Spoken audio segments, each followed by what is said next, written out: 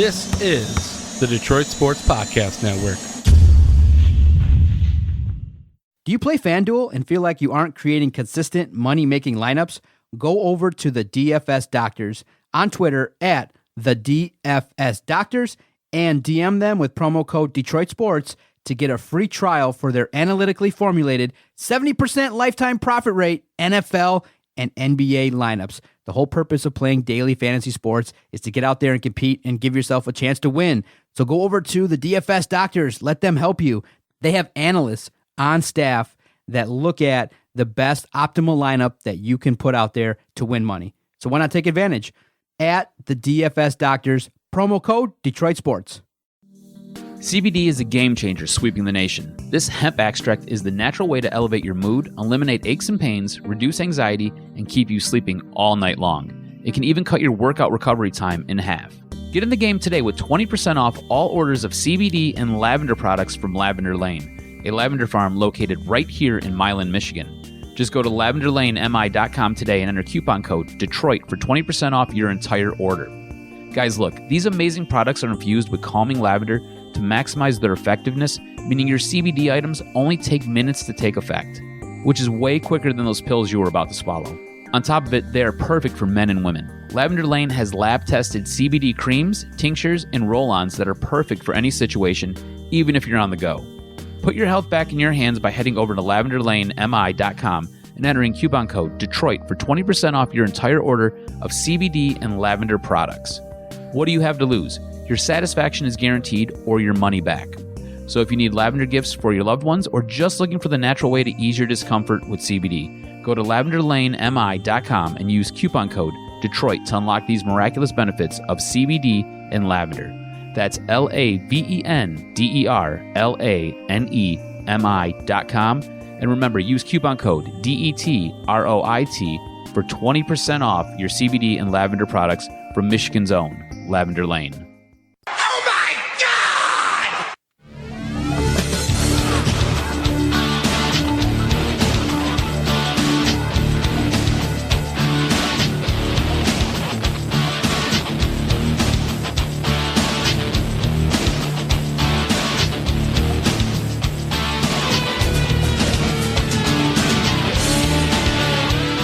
Welcome in, everybody, to another episode of the DocNJock Wrestling Podcast. This is episode 113. Real quick disclaimer. I just want to apologize to everybody. I know we've been a little inconsistent with this podcast the last, 3 weeks or so. Holidays kind of messed our schedules up a little bit, but just so you know, new year, new us. We will be more consistent, most definitely, going forward. All that being said, we've got a jam-packed show for you. We've got house show injuries. We've got engagements. We've got sexual harassment investigations going on with other wrestling organizations. Of course, we'll review AEW Raw and Smackdown, which both of us got to take in live down at Little Caesars Arena this past Friday. Doing it with me, as always, he is the one, he is the only, he is my cousin, John the Doc Macaroon. What's up, cuz? Heck yeah, man. Even WWE took a little time off. Holy cow, man. We just needed a break because wrestling was so toxic. It was so like the storylines were whack. NXT took time off. AEW took some time off. So we said, look, let's refresh. Let's take some time off. Let's reset the show. And then now, more consistently, we're going to be putting out content because of the fact that wrestling is year round. And there's so much good content that you and I said, look, SmackDown's coming to town. Let's get out there and check it out. And I think you and I both agreed that we had a great time out there live. It was a good show, man. It was great to be there live, especially with the continuity within the commercials. I think that show playing out with commercials might have been a little bit not as enjoyable, but I had a great time over there at SmackDown. Thanks to my boy Kenny for the free tickets. We had a great time with it, and he loved the fact that because of our section, we got to go into this area in the place, and he made himself right at home. And you get the little boozed out area. Yeah, exactly. Yeah. So he had himself a good time. I was there. like right next to you, the section over. I could not get into that area. I was upset about it. It was good. It was a great time, and what a show. I thought, though, in terms of the use of one particular wrestler, I mean, having Daniel Bryan roll out there like 4 different occasions with his music, it was kind of like, okay, Daniel Bryan's the headliner, and it's one of those situations where you're like, okay, maybe the lineup was a little bit late in December, but to have him come out 4 different times was a little odd. Whereas the last time he comes out, he's like, okay, one more time, yes. It was a little interesting. Yeah, it was. For me, and you're right. When you take it in live, it's a little bit different. I went with a friend who not a huge wrestling fan, but had a great time, and their view of wrestling in general totally changed now. Like, absolutely loved the show. Anyone that goes live will like it because the excitement, the fans were into it too. Yeah, it was absolutely fantastic. I myself was extremely lucky with the seats I had. I sat next to Brandon Graham's dad and Brandon Graham's son. So if you're a Michigan fan or if you're an Eagles fan, you know who Brandon Graham is. I sat next to his dad, to his son. His dad, not necessarily a wrestling fan per se, because I was talking with him, just making a general conversation. Didn't find out that he was actually his father until towards the end of the show, where we got really comfortable and really buddy with each other. But I was talking to him about the wrestling show, and I was like, "Are you like into wrestling at all?" I was like, "Is your grandson into wrestling? Like, what's going on here?" And he's like, "Nah, man." He's like, "I haven't really watched wrestling since the Sheik." And I was like, "My man, the Sheik." He was like, "Bobo Brazil too." And I was like, "All right, cool." I was like, "So it was a little bit different." I was like, "Don't worry, it's gonna be a good show. You're gonna enjoy yourself. At least I hope it's gonna be a good show." And you know what? I think we were both pleasantly surprised. For me, this was probably the best WWE event, whether it be live or broadcasted, in probably the past 6 months. This beats most pay-per-views. This beats, for sure, every single Smackdown on Fox. I thought this was a much, much better show, much more cohesive show. It made sense. The storytelling made sense. The way everything was written out made sense. It all really, really worked well together. And not to mention some of the dark matches we got for being there. I thought they were fantastic. We did get some extended time with Daniel Bryan and The Fiend having a match. Oh, that entrance was sick. I was like, so awesome. Ooh, and for Fox, they cut it off right where it said, "Let me in," and then he came out, and Daniel Bryan and him had some physicality. Oh, it was wild, man. That entrance, I was telling Andrea, could be potentially an entrance that could be similar to The Undertaker, man. Yeah. Iconic, where you just play it out a couple times a year, big pay-per-views, and man, what a gimmick, what a character. It was absolutely fantastic. And then we got the, if you watched Fox's New Year's Eve broadcast, we got the Roman Reigns Dolph Ziggler match, which I thought was a really good match. I thought it was a pretty solid match. It wasn't nothing extravagant, wasn't nothing great. I thought it was a pretty solid match, though. I thought it was good. They filmed that right there at LCA, and they rebroadcast it for the Fox airing. And look, I thought it was really, really good, man. Whenever you can see Maria Menounos, that's all a good time. Right. She's great. Big wrestling fan. And she's beautiful, man. Exactly. No, but I thought it was a really good show overall. I think my favorite part, taking it in live, I thought my favorite part for sure was Bray's entrance. Yeah. There was a lot of anticipation. There was a little bit of electricity through the air. Yes. Especially with Daniel Bryan coming out early. I was a little surprised by that. I'm a huge fan of The Miz. So you get Daniel Bryan, The Miz, and then you get that followed up with The Fiend's entrance, and you get an impromptu match between The Fiend and Daniel Bryan. Look, it was absolutely fantastic. I loved all of it. I thought it was really, really good. What was your favorite part? Man, it was so good. The beginning segment was cool. I like Baron Corbin, being carried in. I thought that opening segment was good. The part that's just, though, with WWE is what they do a lot of, and I understand now that they're a big company that they got to just keep assuming that people are not watching. They do a lot of recaps. They did 2 recaps of the opening segment within the first hour. It's like people were there, 1. 2, they watched it. You didn't need another recap midway through, and it just kind of had that radio feel like they're just constantly resetting the same thing. And if you're there, you're just like, just keep it moving, as opposed to when we watch AEW, it's just like next thing. And I just think that 1 recap would have been enough. Shorten the recaps. Other than that, I thought maybe the women's match was a little bit light in terms of Carmella and I think it was Mandy Rose. Yes. And so I just thought that the women, in terms of their inclusion on that show, was okay. I like seeing Sasha and Bailey. That was cool. Yeah, that was really cool. They Alexa Bliss segment was awesome. I really walked away from SmackDown going, man, Lacey Evans' stock is rising, and she could be somebody that on the mic has this presence. She was intense. She, like you said, developing the story. Her story with Bailey and Sasha evolved, and I like the way they presented it on the Moment of Bliss, and then she walked right down to the ring, had a match, and I thought it was great. And then obviously they've done a really good job with her transitioning her from a heel to a face, and utilizing her daughter Fantastic. Amazing. And then I think the segment that everybody laughed at was Otis and his fruitcake. Yes. That was a light moment that brought Otis, kind of made him human. I thought it was funny with Dolph Ziggler smashing the cake. So all in all, it was a good show in Detroit. And bam, they're coming right back in March. So that was pretty sweet. Yeah, absolutely. Now, we got to take in the dark match between The Fiend and Daniel Bryan. Should Daniel Bryan be the one to beat The Fiend, or do we let this continue? You got to have The Fiend be the title holder at least until WrestleMania. You got to have that entrance with him on the belt.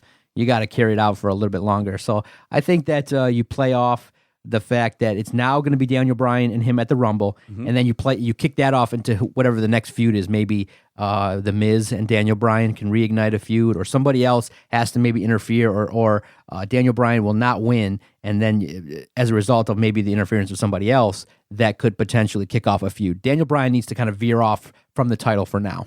Okay. The Fiend has to have the spotlight. I agree with you. Like, looking at it on paper, you're like, man, Daniel Bryan would be a great champion. Like, Not yet. Too soon. Too soon. The Fiend is a fantastic character, and you got to have that entrance at WrestleMania.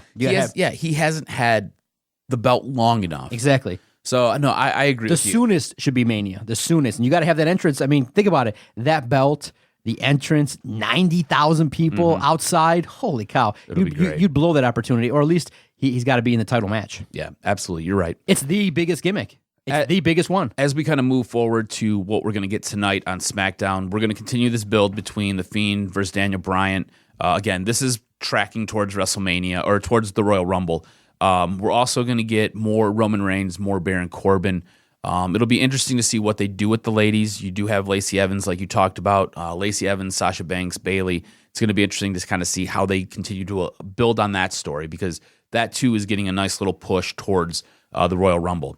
Now, on Monday Night Raw, do you like seeing a guy like Samoa Joe team with the likes of Kevin Owens and Rey Mysterio to team up to take out AOP and Seth Rollins? I thought it was great, but again, like I was texting you, way too much in the way too much fat in the opening segment. A lot of talking, and they didn't. I was good that they got into the ring about 10 minutes in, but again, it's one of those situations where opening segment, you have the promo, and then it sets up the match later in the night, and it's just like too formulaic for me in terms of what Monday Night Raw brought to the table. But in terms of the participants, Kevin Owens is over, Seth Rollins is over in terms of a heel bad guy group now, so it was cool to see. I like Samoa Joe. Yes. I think Samoa Joe does his best work as a heel. He's very believable. The problem is, though, he's got to stay healthy. Right. Got to be in the mix for all year in 2020. The best availability is availability. He'd be around. A lot of times he's not available. I would prefer him not necessarily be so much a face, and this Kevin Owens as well. Be more of a gray character. Don't necessarily be 100% good guy. Have a little bit of an edge to you. Be one of those guys who not necessarily even a tweener. You could be 60% good guy, maybe 40% rough around the edges. I think that works better for those two type of guys. What has you most excited for this build between Randy Orton and AJ Styles? Because they were in the ring in fantastic promos from both these guys. And AJ Styles was like, I'll see you at Mania, because Randy Orton was supposed to be dealing with a knee injury that he suffered at a live event. And AJ kicks the crutch out from underneath Orton's arm, and Orton kind of falls back into the ropes, grabs the mic, and is like, you know what, AJ? You know what the difference between you and me is? And this is just as AJ's getting ready to step out of the ring. AJ kind of has to come back in, gets to the middle of the ring. And AJ's like, what? And next thing you know, Randy hits him with an RKO out of nowhere and is like, I don't like to wait. RKO, smash. And then he gets up and he just stomps the knee. Like, my knee's okay. Exactly. We're good to go. I loved it. I loved it. I think this is a great build. It's a good build, but we've already seen it before. AJ got over, I think, at WrestleMania. Mm-hmm. I'm not certain I want to see it again. I think Randy Orton now probably should branch off into maybe working with some younger talent. But again, if we want to continue this feud, I understand the seeds were planted, and now you're revisiting it with these two older veterans that obviously have chemistry. It was okay for me, but one of those things where I've already seen it. You know what I mean? I gotcha. When they revisit the angle, I don't know how you freshen it up, at this point in time. So, well, here's the twist, right? So AJ's now a heel. Mm-hmm. Randy's now a face. So they've changed roles there. But you also have to remember, you have the OC, so the OC can get involved. Yes. And you can kind of work that angle in. I think there's some things you can do, but you're right. You're going to have to, if you're WWE creative, you're going to have to stretch to really make this a headline match, because we've seen it once before. And so here's the problem, too, because of the fact that you put these two against each other. Randy is a guy, obviously now is going to be with the company a long time. He probably needs that push, too. Mm-hmm. Who do you put over? I mean, AJ Styles is the guy that needs this momentum. You don't have him in a faction and then have him lose to Randy Orton when he's already defeated him. And then Randy Orton, you're not going to put over AJ Styles again. So I know it's with these guys, they're guys that are considered legacy guys where wins and losses and over and stuff like that is not really going to be a big deal. But it is to me. And I just think that a guy, like AJ Styles and Randy Orton need to be kind of separated, and they need to be kind of maybe the way I would put it is, yes, you revisit it, but maybe when they're both a little bit hotter at this point in time. I just think that because you put them together now, set up a cataclysmic match, exactly, because they're both fast tracking to something. Exactly. Now you're going to derail somebody too soon. So you're doing it. I think you're revisiting this feud a little bit too soon. You could have had this feud where maybe Randy has a title. Yeah. Has a big title, Intercontinental or World title, and then you can play this up. It just seems like these two guys without a title kind of just not the best timing. I gotcha. Over the weekend, Andrade ended up beating Rey Mysterio for the U.S. title. This is something that we seen when AJ Styles won. I believe it was the U.S. Championship himself.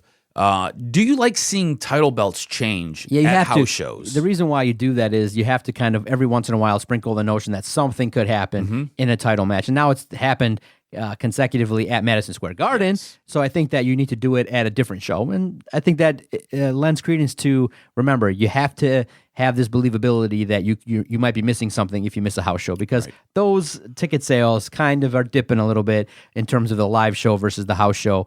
And in my opinion, house shows and pay-per-views are great because there's no commercial. It's just wrestle, match, wrestle, match. Fun. It's more fun. Yeah, generally the house shows are events, great. The house fun. shows are fantastic. The matches are a little bit longer. They're more involved. The guys love them more because they're fun. It's not everything. So with TV, everything is timed out. Everything is regulated, and you know what you have to go do. It's all about going and hitting your spots and hitting those moments. Yes. Whereas live shows, they're working on things. They're loose. Yeah. They're trying different stuff. They're playing with the crowd a little bit. It's generally a much better atmosphere. So I have no problem with them doing that, and I think Andrade deserves it too. He's had a good year. I think so too, and I'm really excited to see what happens between him and Zelina Vega. I think them two as a tandem, they're very, very powerful. They're dynamic. This could set him up for a really, really nice run. Something that not so nice. The main event of Monday Night Raw. I'm just gonna let you go. We had the Lana Lashley wedding spectacular. Yeah, so it was a thing. Go ahead, bro. It was an absolute disgrace. I mean, you started the decade off with Bret Hart returning and settling the beef with Shawn Michaels. That's what started the decade. You end the decade with a segment that was so chaotic. The crowd was chanting, Jerry, Jerry, because it was so bad and awful. And then the way in which you play it off was so stupid because of the fact that you actually do have a lesbian wrestler and you don't include her in a segment where you want to play off that a woman's attracted to another woman. So that's the way you reintroduced a character back into it, was a manner in which I'm looking at that and I'm going, it literally looked like they wrote, how do we make this a train wreck, and let's just do that.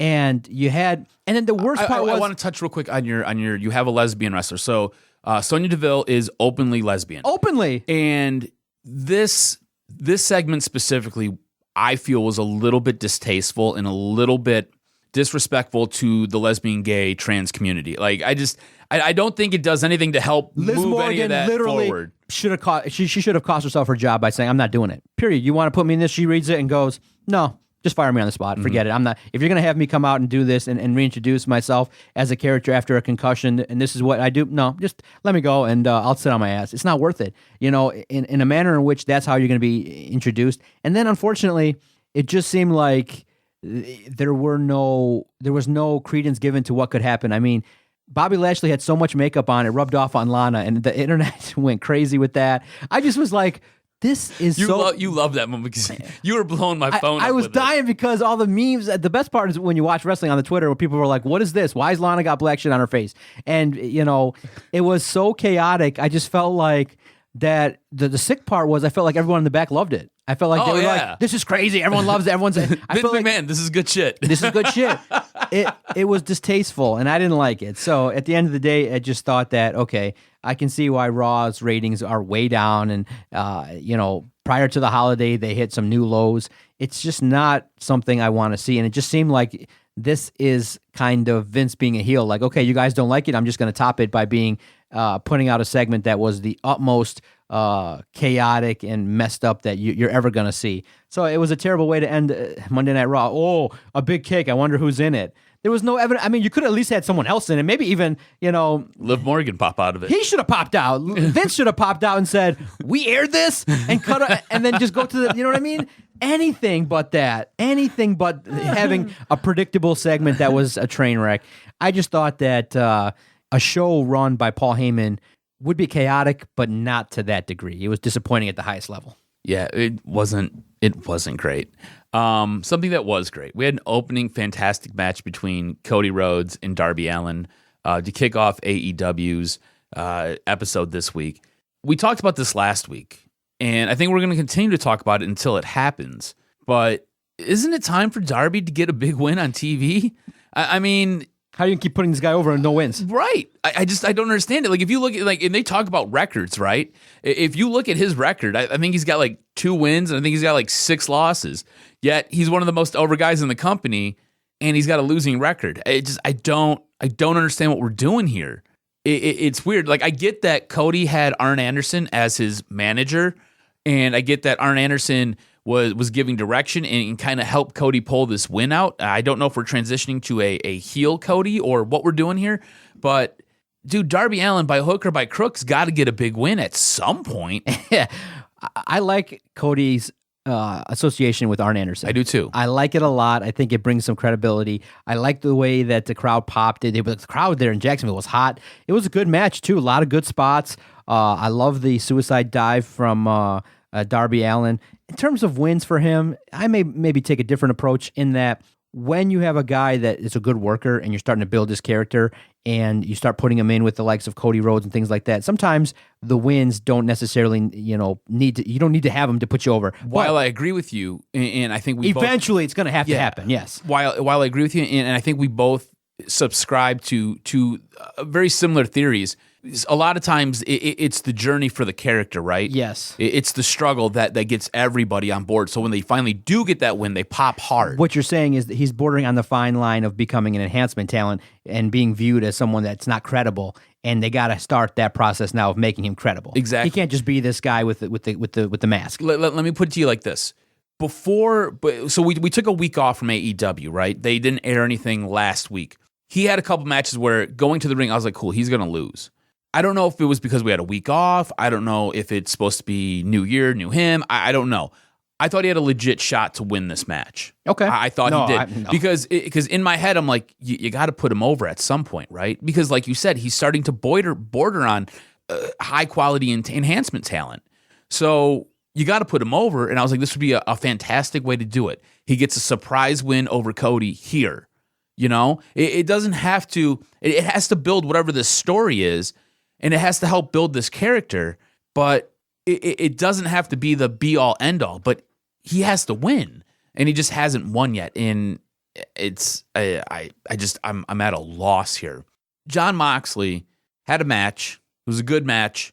Chris Jericho comes on screen and basically offers him 49% of the inner circle. The inner circle. That was a sweet car. It was a badass car. Also offered him a car with a license plate that said Mox on it. I kind of thought this was a funny segment. I get what we're doing here. We're building to next week where Jon Moxley is going to make his announcement on whether or not he will join the inner circle. He is currently the number one contender for Chris Jericho's belt. What are some pros of Jon Moxley joining the inner circle? See, I don't find it believable that he ever would. I don't either. I feel the same way. So when I was writing this out, I was like, there is nothing. I don't really think there are any pros for him to join the inner circle. Exactly. I think that you have to have this feud kick off because how is it going to play out then if Moxley... I think that would actually be the biggest swerve if he actually does join and he's the leader and then you just boot somebody out and you got the 3. I think it could be just Jericho, Hagar, and Moxley. You got yourself a believable faction that can go up against the Elite. Oh, for sure. If they do indeed do it. But you you basically go against Moxley's character to have like him join. You know what I mean? You're absolutely 100%. It's weird, right? So they're in a weird spot because it would be the swerve of all swerves, right? Right. And we love a good swerve if it makes sense. If it makes sense. I don't know if this one makes sense. No, you got to have Jericho and Moxley. So I don't see them. I see maybe you teasing him be in it. Like you start the show with him in it, and then he's got to do something. Then at the end of the show, you potentially, if you want to have the ultimate swerve, then he comes out and then goes against. Like maybe they have a match like Moxley and Jericho versus Cody and somebody else, and then maybe Cody and Omega, and then things happen. And then Moxley turns on Jericho there and shows that he's not part of the inner circle. Right. It's just I don't know, man. Like as I was watching this unfold, I'm like, there's no way he's joining. No, he's not joining. He can't. Our main event, I thought it was a fantastic matchup between the Lucha Brothers and Pac versus Being the Elite. This was highlighted with a comment you made to me as the show was unfolding. It was in regards to AEW having no filler. So I want you to kind of explain, because this seemed like it was the theme transitioning from Monday Night Raw to Wednesday Night Dynamite. It's a difference, and I do think that it's a noticeable, tangible difference. Like AEW said, the reason why fans don't like Raw and SmackDown is too much filler. Mm-hmm. So what are we going to do? Match. Okay. One brief promo segment that was interesting because it set up the major storyline with Jericho and Moxley. It was interesting. At the end of the day, the reason why a show like Dynamite is noticeably and vastly different than Raw is it's just wrestling. And with Raw, there's a lot of commercial breaks. There's a lot of recaps, which is, we just did this, now let's recap it again. Then in the top of the hour, let's recap this again. Like, okay, we understand that there's new viewers every so many minutes and things like that, but it breaks apart the show where you have like 30 minutes between matches. Whereas there was not, 5 minutes in between matches? You had a great quality show. So as a viewer, I don't know how you look at that dynamic and go, I like Raw better. You can't. AEW is better because it's vastly different, and that's what they're doing. There's no filler. There's no extended situation where they need to keep telling you what's going on because of the fact that that's what social media is for. Mm-hmm. That's what YouTube is for. Hell, if you want to have that, WWE used to have a show called Superstars where they would recap everything. Have another show. You have the network. That's what you have Backstage for. If people want to, if they miss something and they want commentary on what they missed, go to another show. Don't waste precious airtime with all these recap packages and promos and things like that. And I just think that's why it was vastly different. That's why I just told you throughout the show, man, I like Dynamite better in terms of just boom, boom, boom. The 2 hours ended and I was like, I wanted more. Whereas with Raw, you're just like, please end this nightmare. Mm-hmm. Every week. No, every week. Which I think makes for an interesting segment now when we've got to pick which program won. Because I think we both agree Raw, not even in the competition. NXT did this year-in review thing. So really it comes down to SmackDown, which we took in live, and I think we both agree was a fantastic program. And AEW, which we watched at home, which we both agree was a really, really good program. You want to give a half for both? I was thinking half for both. Yep. I'm totally cool with that. I think both SmackDown and AEW put on quality shows to earn some credibility, some credit. Yeah. So right now, the way it sits, Raw with a half, SmackDown gets on the board with a half, NXT has 1, and AEW has 8. You want some news and notes? Hit me with this week's professional wrestling news and notes. What happened? So Kalisto suffered a shoulder injury on Monday in a live event match against the Revival. They've been basically touring and doing dark matches together with the Lucha House Party versus the Revival. I'm not sure how serious the injury is right now, but if Kalisto is forced to miss some time, look for Lince Dorado or Gran Metalik to continue teaming for the foreseeable future. WWE superstars Charlotte Flair and Andrade ring in the new year with an engagement. They announced in separate Twitter posts. They've been dating for a bit, and it seems as though their relationship has gone to the next level. They are planning a wedding date here in the future.